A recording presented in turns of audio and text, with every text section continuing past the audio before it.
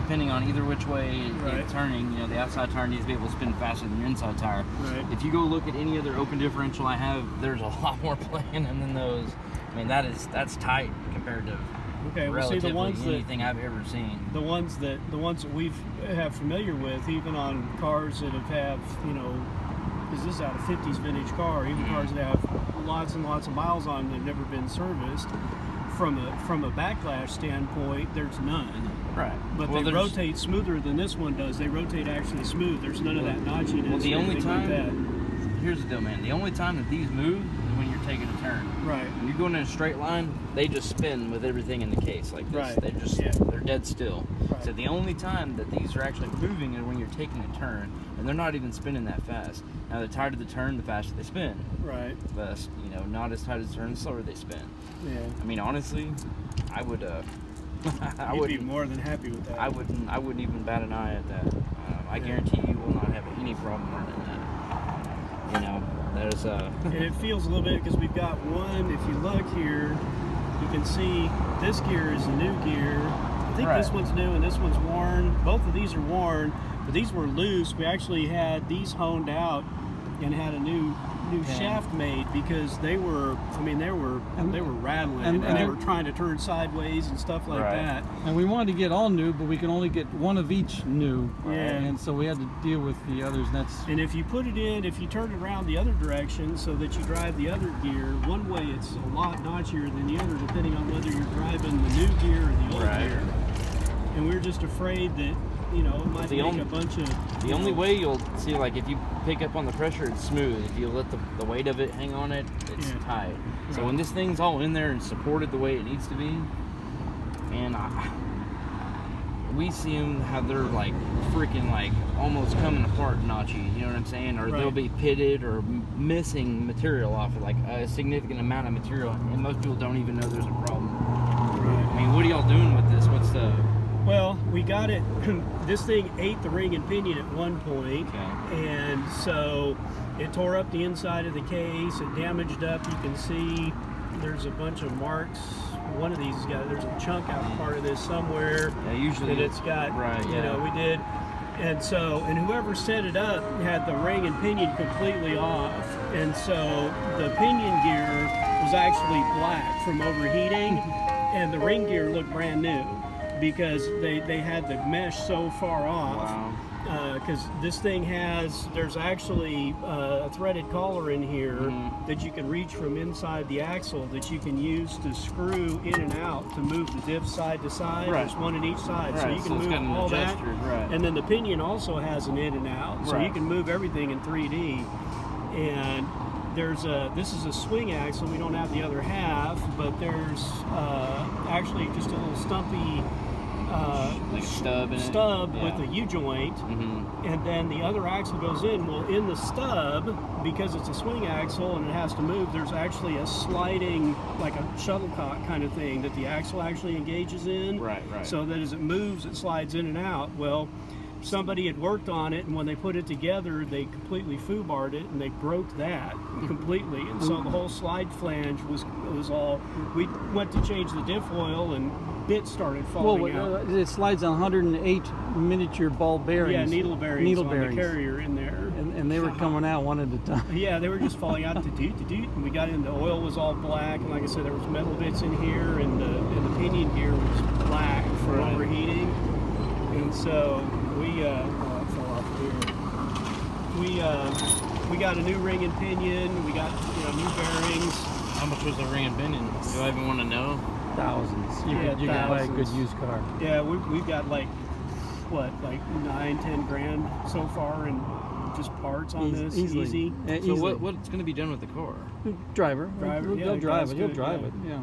Okay. But compared to the advice we got from Germany, they wanted to replace everything except the case, and then spend like $40,000 on parts. So we're very. No. I'm especially proud of Steve for setting all this stuff up and getting this done, because otherwise we were in a world of hurt. Right. Yeah, we've been kind of reinventing the wheel here on this, because it was seriously abused before we even got to it. And this is one thing I would be worried about is if it was run out of alignment. I'd like to have you guys chalk this carrier in a lathe to see if this is true, spinning true. this flange right here? Yeah, we have. Yeah, because it had actually spun a bearing. It actually spun a bearing, and so I actually had to put it up in the lathe. Weld it and journal it. Yeah. You guys re-journal repair? Well, no, actually, we were able. This being nodular iron, and it had spun it, but only just a little bit. Actually, what I did, since it's got it. Well, it was on this side here.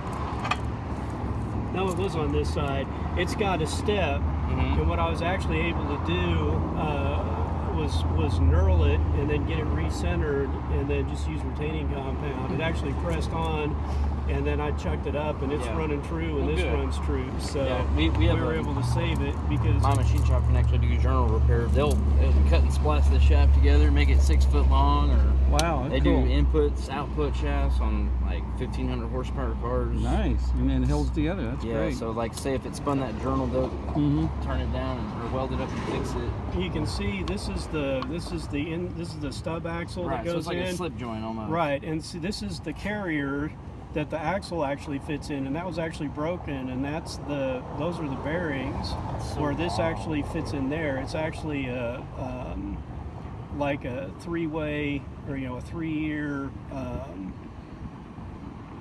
The bearings go around this little island here, and the inside of the tube is actually.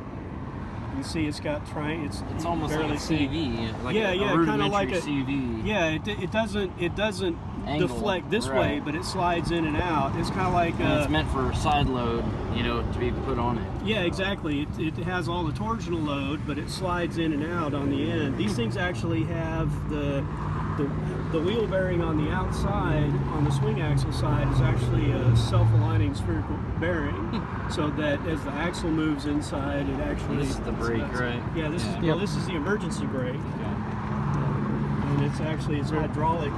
The brakes themselves are actually hydraulic. Very complicated. Yeah. I mean, overly complicated. Yeah. Man, what I would do. I mean, how hard is it to pull this out and take it apart? A lot. Well, to take this apart from here, easy, because it's not even. We don't even have the cross pin hammered in, so you can just tap that out, and then the whole thing falls apart. Right. I would think honestly that this probably clearance itself pretty quickly. Yeah. On its first couple runs, it would just. You probably wouldn't even know it's there, man. Okay. No rumbles. No. The only thing you might feel is we're going to be on a turn only. Yeah. On a turn only. In straight lines, cruising is not even going to be noticeable, but it will wear itself so quickly. Right. And that I wouldn't even think about it. So that one little notch is just. And the little bit. And what you could do is find whatever gear it's binding on, and then you can see just touch it up, Dremel it out. You know. Well, that's what I've done by hand. Is I've actually taken a grinder and we have clearance some of these already. Right. Just rolled it. The roughness is not. You want it to be smooth. Like if it was binding to where you couldn't turn it, I'd be worried. Okay. But you can turn this thing by hand, pretty much. Yeah, and it's even easier on the shaft. Right. So. I mean, if you guys want to come here, I'll show you some other open diffs, and you can feel how smooth or rough they are in comparison.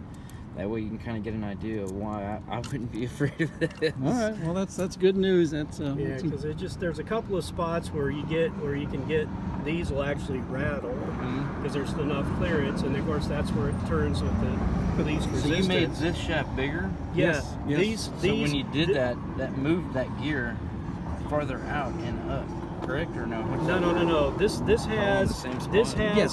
This has a. This uses these steel shims between here and here, and then it uses this plastic cup. Right. This is actually polished and in there, and so when you rotate it up, this cup fits, and then you rotate it in. So these are actually tensioned into the gears by the cups. Okay. But you could take these, when you ran it like this, you could actually see the smaller spider actually cock and start trying to bind, and we're like, that's no good. And we got and we took it apart, and there's like 60, 70 thousandths wear on this shaft where it was all going. We got a new correct size shaft, and the gears were still loose on it. Right. So we had a machine shop make a new hardened pin and hone the inside of these to fit, and then just hone this out. Bigger, Yeah, it's Right. it's by like about like 20, 30 thousandths or something like that. But the center line is still the center line, Right. so it didn't change the geometry at all. The reason that we got a little bit of goofiness is because we've got one new. Right, and it's got more material on it. Yeah, because the splines in here were worn out and the axle was rattling in here. It was going clunk, clunk, clunk, clunk. So out of the 4 gears, we have 2 new and 2 used, and mixed and matched. Right. Yeah. Tons For of your fun. pleasure. Yeah. So. Yeah. I mean, come in here and I'll show you All guys. right. Thanks.